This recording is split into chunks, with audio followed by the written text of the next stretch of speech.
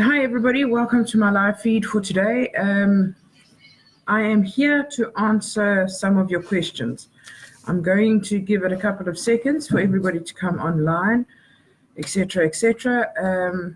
I have got a couple of, actually 10 points that people commented that I would like to answer. So, yeah, hello to everybody. Omar, hello. Robert Quinn, hello. Jerusa, hello. Chantal van Wyk, hello. Sanet Reder, hello. Andries Clifford, hello. You guys are welcome to post any questions that you have that you struggle on a daily basis with. So some of the points I've got 10: career opportunities, dad's death, health, anxiety, working 2 jobs, life, standing at a cross path, wanting another sibling, stress and depression, as well as not earning enough to support my family. So those are 10 things that I have that I want to discuss tonight on the live feed. So yeah, please let me know if you can hear me clearly enough, if you struggle to see or anything like that, and we can quickly change that as well. Hello, Paul. Hello, Martin. Raquel. Bunny Naidu, Berlin Grobler. Hello, everybody. Welcome to my live feed. I'm just going to give it a couple more seconds for people to join. So, yeah, please ask your questions that you have. I will gladly answer it for you. So some of the answers that I'm going to give you might hit some sore points, etc., etc. Please don't think I'm attacking you. Please don't think that I'm trying to make it worse. But sometimes, direct answers, etc., need to be addressed as well. Tuchida, thank you so much for telling me you can hear me. Jackie, hello. Okay, so... Okay, Andres, I will get to anxiety as well for you. Thank you, Chantal, for helping me. Chantal's here answering, letting me know what questions, etc. there are. So, yeah, if you see her hand or something coming in, it's just her passing me some notes.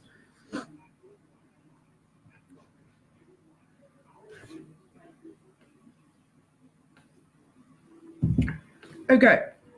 So I'm going to start off with career opportunities.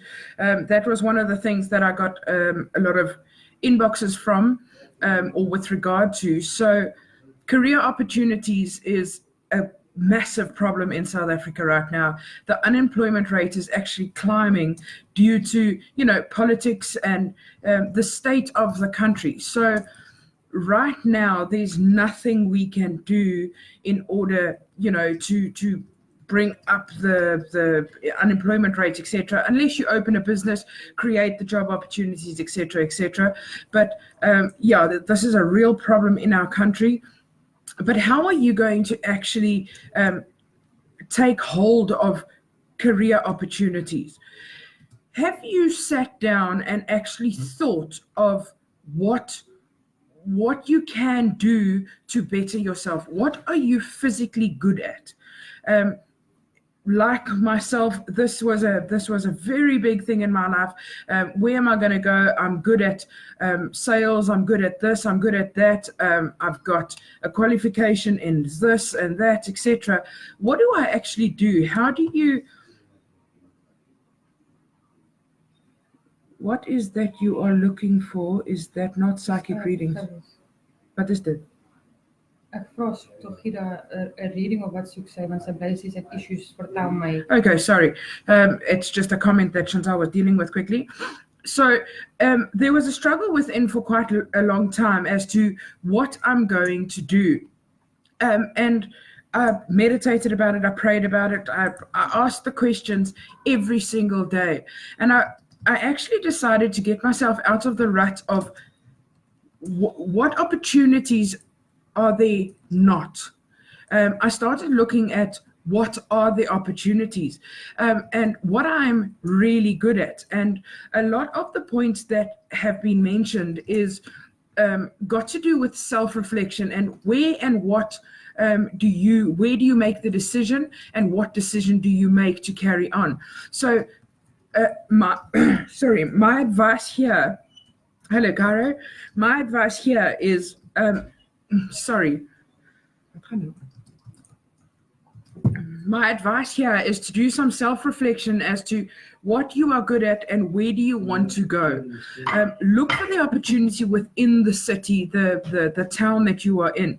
If you can make a difference in one person's life, whether it is monetary or you gain in a monetary form from it or not, where are you going? Are you standing up and trying to make a difference? So you need to go and look for the opportunities that are out there, and actually,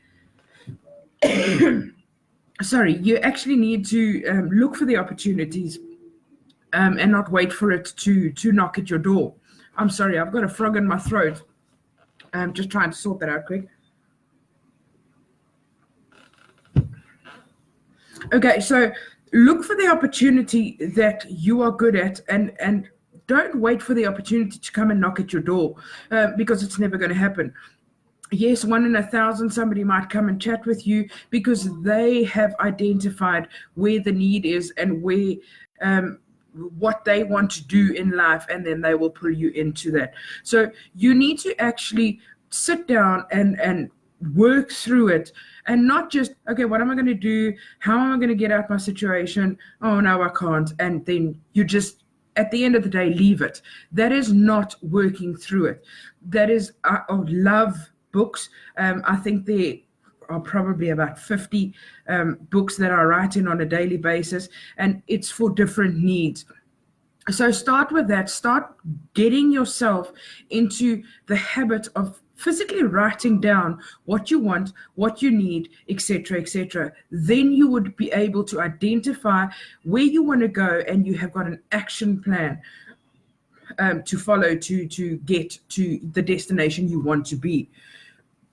Now, the next one is something that we all suffer with. I've been blessed not to have dealt with parents passing, but a lot of people we come across on a daily basis have dealt with this, and I know that it is my path that I have to deal with this eventually. So the death of a loved one or the death of a parent is something excruciating, and you can't, you know it's going to happen, but how do you physically deal with it? Now, I have lost a child, and through this, I can share with you how I overcome all of that.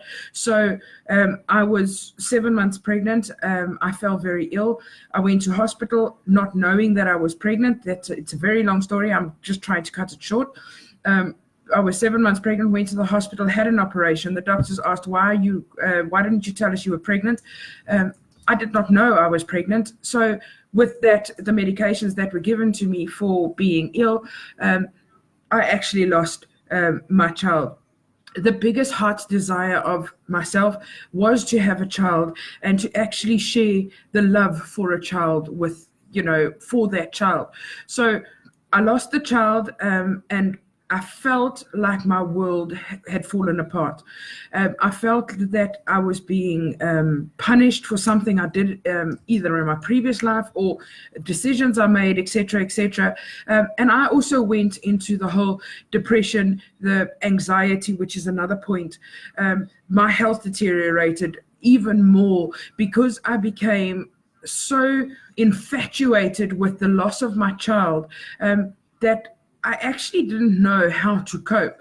So what I started looking, and I started doing research on how can I actually cope with this? How do you move on? And it's all generic things on how to cope. And at that point, I did not want to know. At that point, I didn't want to know how other people coped with it, because the situation was so real for me. It felt that I was the only one that had ever lost a child, that had ever, grieved or whatever. And, it was so hard to just move over from that. Lizzie, thank you for your question. That is one of my points, I think. I'll get to your question as well. Thank you for the question. So how did I move on? Number one, I identified the loss. I identified how it has affected my life to the extreme that it did, knowing that I didn't know I was pregnant. I had 1 week to know that I was pregnant, 1 week to get used to the or have the excitement of I'm bringing a child into this world. 1 week later, I lost the child. So it was insane. It was a hectic time. So number one was identifying the loss, the hurt, the pain, everything like that. Then from there, I decided to just celebrate the life rather than the loss. I created a legacy for him. I allowed him to live on within me. Celebrating a birthday, celebrating all small things like that. If I see something that reminds me of pregnancy, I'd be like, my boy, you with me, love you lots, etc., etc. So I allowed myself to allow him to live on within me. And yes, that happened in 2001. It's now 2019, so he would have been a man today. And there's many times that I still get sad, and there's still times that I think to myself, what would he have been and what would he have become? And then you have to sort of shake it off and just say, you know what? He's gone for a reason. It is everybody's path. So the death of somebody in your life speaks great volumes in your life. You can see it in people's face. How are you going to move on? So number one for me was recognizing the loss. Then number two, allow yourself to grieve. And also don't think that it's going to take 5 minutes to overcome. It's not going to be a day or 2 days or even a month. It is going to take time. So allow yourself that time to actually grieve. Then within that, I've already said that my health started deteriorating, etc., because I became so focused on the loss that I didn't focus on what was going on within myself. So look after your health as well. What you put into your body, things that are that carry nutrients, etc., because if you are ill, you're going to fall into a bigger depression, anxiety, etc. Number 5 was plan the special days. Now, for me, this year is Big 18. I've decided that I'm going to put up a plaque for him in my favorite spot to recognize a milestone in his life. This is a small way of allowing yourself to deal with the pain, to recognize who he was, what he meant in your life, and you are still carrying the memory of him or her within yourself. Do not be scared to seek support. Lots of people in the world say if you cry, it's a sign of weakness. You know what? It's not. All of us cry. We all have a heart. We all have feelings. So seek support. You are not weak if you ask people for help. You will find that you would find answers quicker if you share it with somebody else that shares the compassion with you for other people as well. And then hold on to the memory and create a legacy if it was not created already. So the loss of a parent, they would have had time in their life to create a legacy, create memories, etc. Live those memories, live the legacy, carry the legacy forward, because those people will realize, you know what, in spirit they're there, they seeing what you're doing, and it with what Cairo is doing, crossing over to them, it will come through eventually that they have seen that you have done X, Y, and Z to carry their memory, etc. So I hope I covered the death of a parent, partner, child, etc. It is not an easy thing to get over. I think for myself, it took 3 years to get over that. You will never be over it, but you will eventually start living with it and become comfortable with the loss in your life. So you're okay. The person that put the post up, I'm sorry for your loss, and everybody that has lost. A partner, a wife, parents, and a child. I'm very sorry for your loss, and we are here for you if you would like to have a chat. Now, the next one is anxiety. I'm going to cover that with health as well. So point 3 and 4, or question 3 and 4 is together, health and anxiety. Now, what is anxiety? Earlier I put on I actually Googled the word anxiety. Are you still there? Yes. I Googled the word anxiety, and it says intense, excessive, and persistent worry and fear about everyday situations. Fast heart rate, rapid breathing, sweating, feeling tired may occur. Now, that is all something that is man created. All right. Your feelings aren't the worry and etc. Intense and excessive, persistent worry is not man-made. But what are you doing to get out of this situation?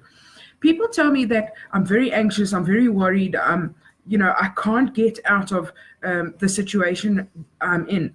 You can. It's normally what happens with this is overthinking.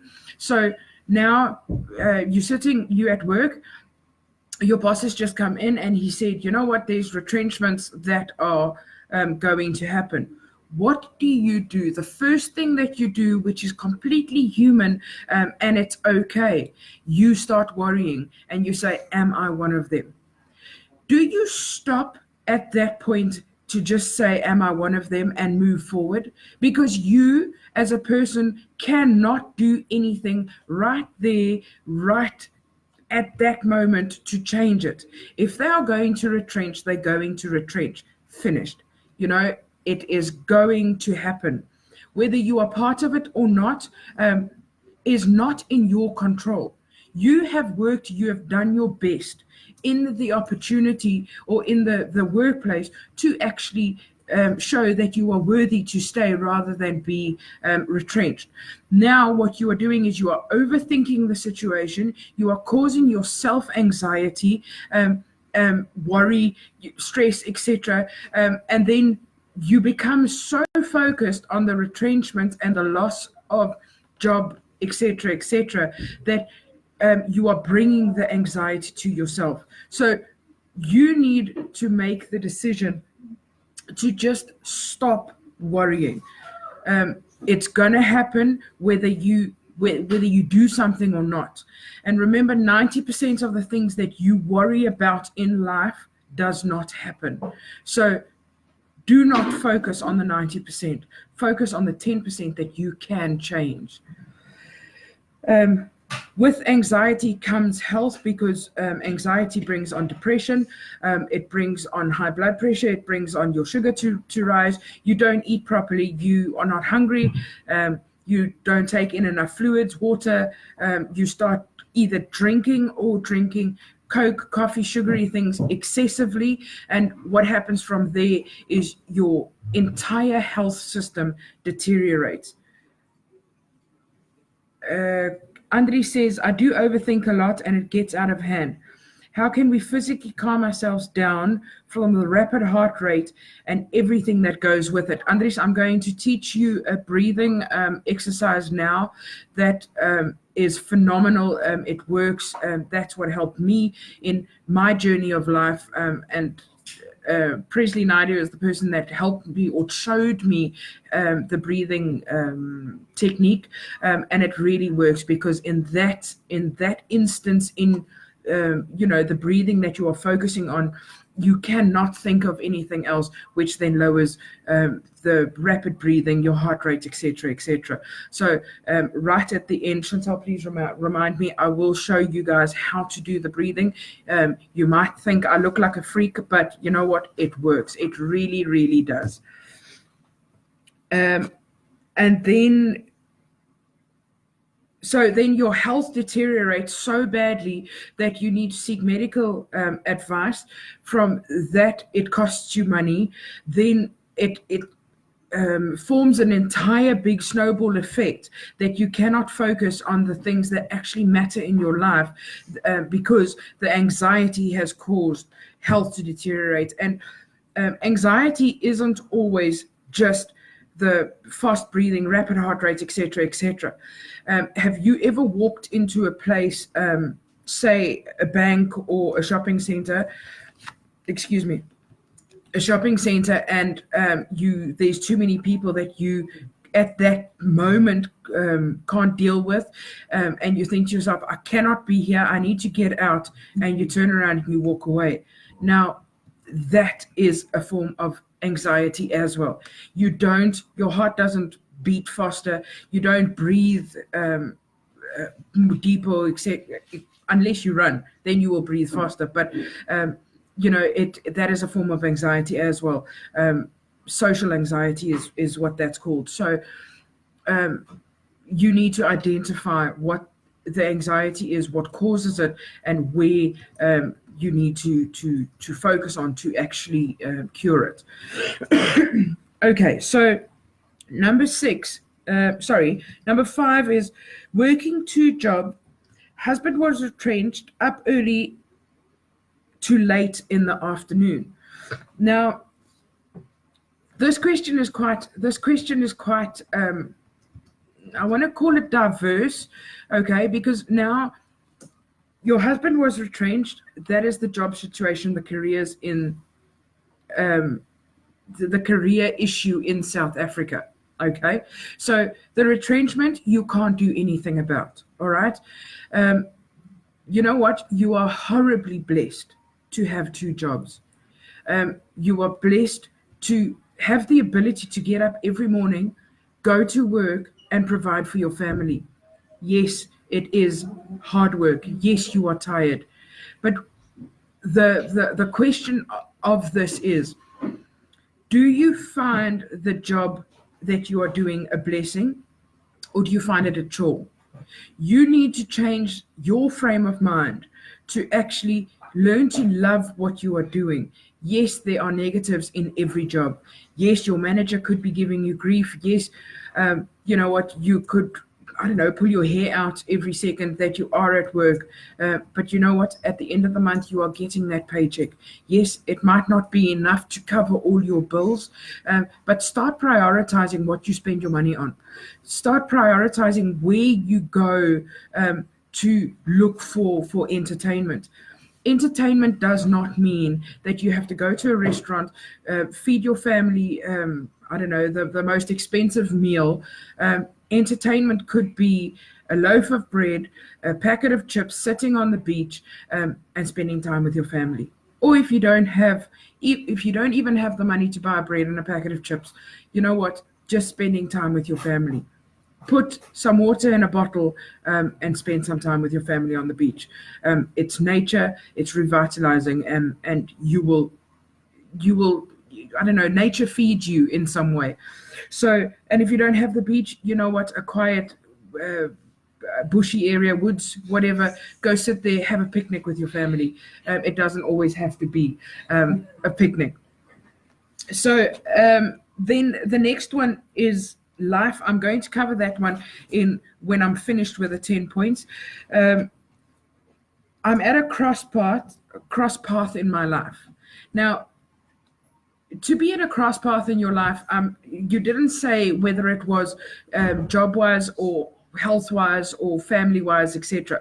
So identify the cross path. Prioritize the paths that you have been given. Okay. Again, get a book, get a piece of paper and a pen, and prioritize. Write down the 2 avenues that you have got. Write down what the pros are for the one, what the cons are for the other one. If it means enough to you to worry about you, it means enough for you to prioritize it. So write it down, and within the pros and the cons of both of them, you will find your answer. Whatever it is, as long as it is for the positive and for growth in your life, that would come out, and that would give you the answers that you are looking for. This one was the number 8 was daughter wants another sibling. Now I referred this lady as well to Cairo because she had a further question. So I referred her to Cairo, but I'm going to answer this anyway. Daughter wants another sibling. Now we need to realize that children are children. They do not have the minds, the experience, the wisdom that we have. Children are born to bring us joy, happiness, and to fulfill our lives or fill our lives with something that we lack at work, in our relationship, etc., etc. What they say generally is straightforward, bang on the truth, and as adults, we sometimes struggle to comprehend what they are saying. So, my advice to you would be: you are the adult. You need to explain to her why you cannot have another child right now. If it is for medical reasons, soften the blow a little bit. Tell her that you are not financially ready for another child, or whatever the case may be. But you need to deal with that issue before you can find peace. Whether you want another child or not, or can't have another child, is something that you deal with within yourself. Don't share that hurt with your child. So sit down, explain to the child why they cannot have another sibling right now. And then should you become pregnant with a child, a month or two later, that would come as a surprise, not only to you, but to your child as well. If you are so focused on having children right now that you and hubby or you and your boyfriend are trying so hard to have a child, take your focus off having a child. Live life to the fullest. Enjoy each other. Enjoy the process of creating a life, because sometimes we become so focused on a goal that we want to achieve that it overtakes our life, and that's the only thing you focus on, and all the other things take a back seat, like health. What are you eating? Have you got enough vitamins? Are you doing, all the other things that come with, is your body okay to actually handle another child? Stress and depression. This falls into a lot of the topics that have come up, or the questions that have come up already. Stress and depression. Are you overthinking life? Are you causing your own stress? Are you allowing yourself to become set in that rut? What changes are you making to make your life less stressful? And what are you doing to get out of the depression? I always say depression is a state of mind. Don't get me wrong, depression is a valid illness, but I say depression is a valid illness. Is a state of mind, because you can get yourself out of that. What are you thinking about? Where are you going? Where's your focus? So if you are focused on the depression every single day of your life, you taking your meds, you following doctor's orders, and you are still in that depressive state, look at yourself. Look at what changes you can make to get yourself out of that situation. And the same goes for stress as well. Are you just a natural stressor? Do you allow the stress to actually take over your life? Not earning enough to support is the last question. So, yes, you're not earning enough to support your family. I said earlier, prioritize your expenses. Yes, I know that everybody likes a little bit of luxury, etc., etc. But what do you start to think what you do with your money as soon as you get it? Do you go and say, "Yippee! I've got my money. I am now going to buy a 2 liter Coke, pack of chips, and I don't know sweets."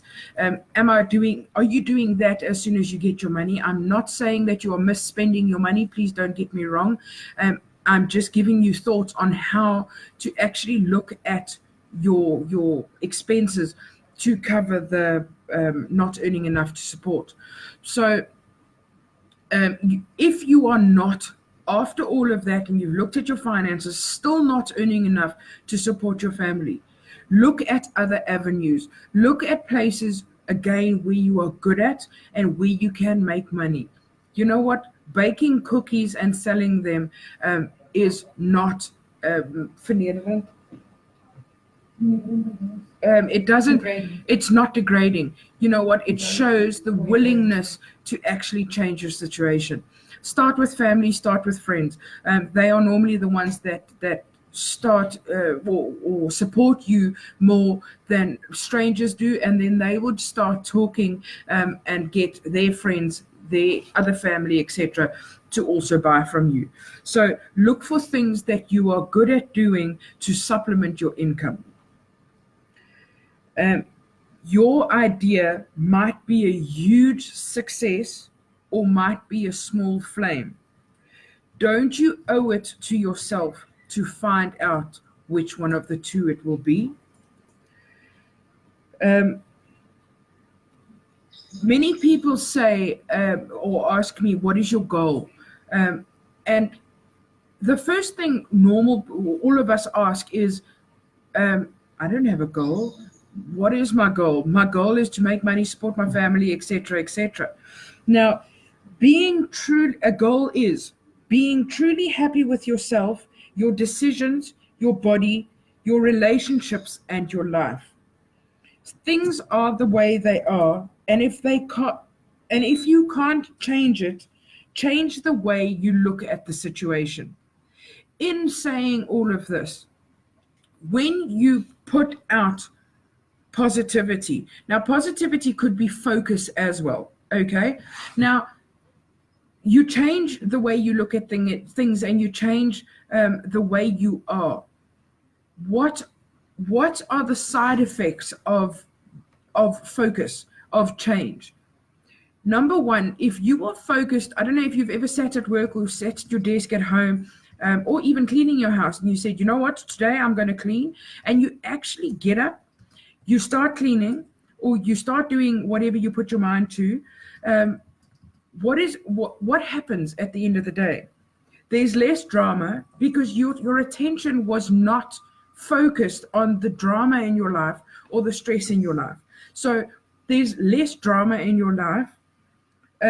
There's a feeling of accomplishment, because at the end of the day, you'll say, "You know what? I actually got a lot done today. I actually cleaned the garage that I wanted to clean for 2 weeks." There would be abundance. Okay.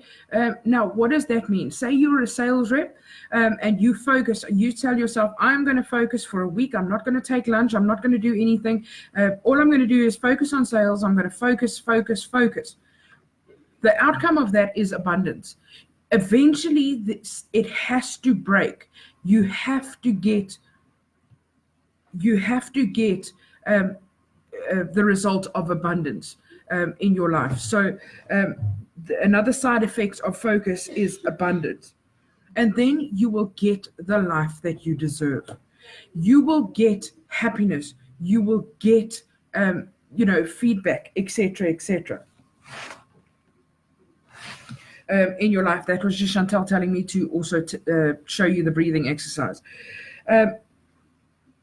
Now, changing yourself on the outside looks better, but changing yourself on the inside feels better. I'm going to say that again. Changing yourself on the outside looks better. Changing yourself on the inside feels better. So what that all has to do is self-reflection. Yes, it's nice to go have your hair cut. Yes, it's nice to have a new outfit with the haircut. Yes, it's nice to have a new pair of shoes with the outfit and the haircut. It looks good temporarily, because tonight when you get home, you have to take that off, put your pajamas on, and get back in bed.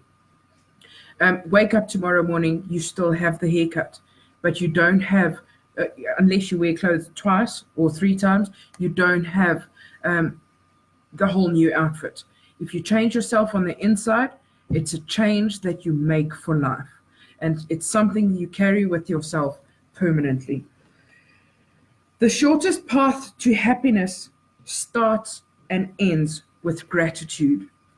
If you wake up every day and everything that you come across on a daily basis, you are grateful for.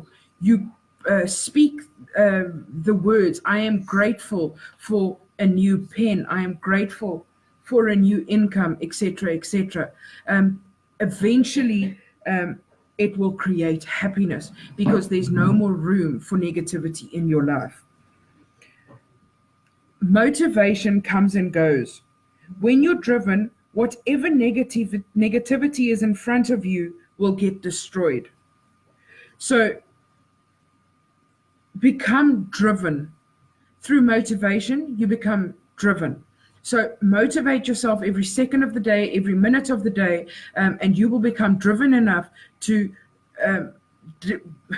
deplete, to finish, to mow down all the negativity in your life. And do not allow yourself to allow the negativity and the issue that you've just dealt with to come back into your life. Don't compare yourself to others. Don't measure your self-worth by someone else. You are an individual with unique challenges. Now, if I say unique challenges, yes, we all struggle with money at some point in our life. Yes, we all struggle with the loss of a person. We all struggle with anxiety at some point in our life.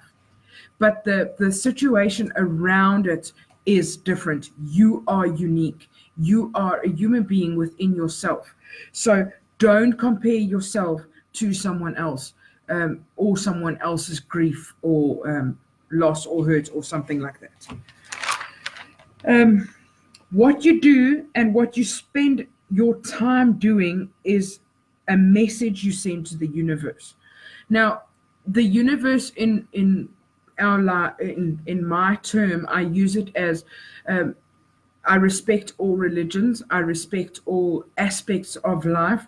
So not all of us could be Christian, Hindi, Tamil, whatever it may be. So I call it the universe, not to offend anybody's religion. So what you do and what you spend your time doing is a message to the universe. If you tell somebody, I am going to pour you a glass of water now, and you sit down and you do not pour them a glass of water, what are you speaking into that person's life, or in your own life? It is a false promise. It gives that person false hope, and it makes you look like you do not follow through with things you are doing. So become more mindful of what you say and what you do and how you follow through with the things that you say. Self-awareness brings self-love, brings inner peace, and allows you to look at everything with a positive mindset. So, as I said earlier, become self-aware, become aware of what you are doing within your life, with your entire life, not just a certain aspect, and it will create a more positive mindset for you. Do not allow negativity into your life, because negativity is what brings you down and fails you.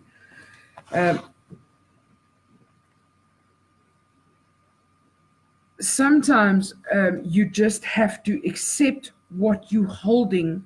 Accept what you're holding onto doesn't exist anymore. So, with most of the questions that were asked, are you holding on to false hope? Are you holding on to something that is going to disappear eventually? Analyze what you are holding on to. Analyze what you are putting into your life, and evaluate whether it still exists or not. And then don't allow yourself to be controlled by what was in your life. Practice saying no to the things that are not good for you. Over time, it will become easier to do so. So constantly tell yourself, say no to things that you are not, that is not positive, that does not grow you, that doesn't influence your life in a positive state. Say no to it, and it will become second nature for yourself to grow. And also say no to it. It's not going to matter. This is the 5x5 rule, and I've wanted to share it with you so often. It's something that Jay Shetty obviously says a lot and shares a lot, is the 5x5 rule. If it's not going to matter in 5 years, why spend another 5 minutes worrying about it? So if you are worrying about something that is not going to matter in 5 years' time, stop worrying about it. Put it out of your mind. And with that, grow through what you go through. Life, this was quite significant to me when I read it. All of us at some point in our life have either played a computer game, a PlayStation game, a Wii game, or whatever. And we play and we enjoy the game, and you have so much fun, there's friends around you, etc. And then the next minute you come to a level that you just cannot pass. You cannot get over it, and you think to yourself, this is a stupid game, I'm not going to play it anymore. You give it to friends, let them try it. Now this is the same with life. You play life, you have fun in life, and then you get to a point in your life that the level that you are on is so hard for you to deal with that you give up, that you put the game off, you put your life off, and you become so involved in anxiety, depression, self-rejection, all of the above, and you cannot move on. And then you just say, you know what, someone else must sort it out for me, someone else must figure it out.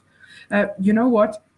Master the level, and you will never struggle with it again. You will never be trapped in that level of your life again once you master it. If you're a master of it, you will master it for life. If there's any question that I missed, please, have I found my future husband? Marissa, that is a question that you have to ask Cairo. He will be live sometime. Just keep an eye on for his video. I cannot tell you if you found your future husband. I'm not a psychic medium. I'm a motivational speaker. So I don't know. I can't tell you. Right. So now I'm going to quickly teach you guys or share the breathing exercises with you. If I look like a freak, you know what? I'm a confident freak and I love my freaky nature. So if it helps a person, thank you very much for allowing yourself to be helped. Okay. So you start off with sitting comfortably, standing comfortably, wherever you are, in life, in the shops, in wherever you are. Okay. You realize that you need to snap out of the situation that you are in. So the first thing you need to do is breathe, okay? Without oxygen, you are going to suffocate. So this forces oxygen into your body for you to cope. So you sit or you stand wherever you are, you compose yourself, you breathe through your nose. The first thing that we do as human beings is we fill our chest, okay? Now, that becomes hyperventilating. That becomes, the breathing fast. You can't cope with things. So you start going, and you are uncomfortable, and you start hyperventilating. When you breathe in through your nose, you fill your stomach first, then you fill your chest. I'm going to try and show you guys. I don't know if you can see my stomach. Okay, it's quite large. I like it. Okay, so you breathe in, fill your stomach, fill your chest, hold for 2 seconds, release through your mouth. So here we go. In through your nose,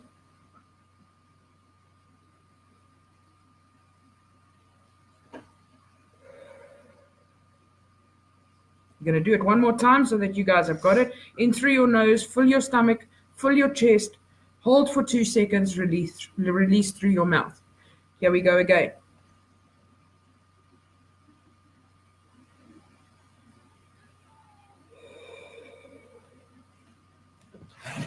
What this does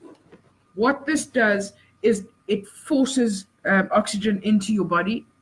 It forces you to actually concentrate on the breath going in, so you cannot physically think of anything else at that moment. So it forces your mind to focus on your breath. You're holding it for 2 seconds, so you're taking control of something. If you cannot control your situation at that point, you're controlling your breath. Then you are releasing it. When you release it, release the negativity with it.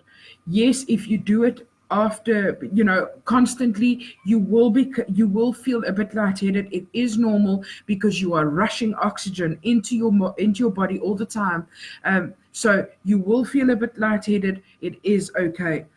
Start mastering it, and with time, you will be able to breathe in longer, and that helps you to also control the situation for a little bit longer. So it forces you out of the negative spot for a while. I just quickly need to ask Chantal if there are any questions. Okay, Chantal says there aren't any questions. Guys, thank you very much for watching. Thank you very much for your questions. I hope I answered all the questions. You are welcome to, after this feed, ask any questions that you have for me to answer. I will answer it on the page as well. If you would like a personal reading, a personal consult with me, 0847295311, or with Cairo. We all know Cairo, he's awesome. 0847295311 as well. Chantal will take all the bookings, all the questions, etc. Please, we are going to Durban end of next month. It will most likely be in the waterfall area for now if everything plans out. So keep an eye out for us there. We will post dates, venues, pricing, etc. Come join us for a reading with Cairo and some motivational chat with me. Guys, thank you very much for listening. Love you guys lots. Hope to see you soon. Goodbye.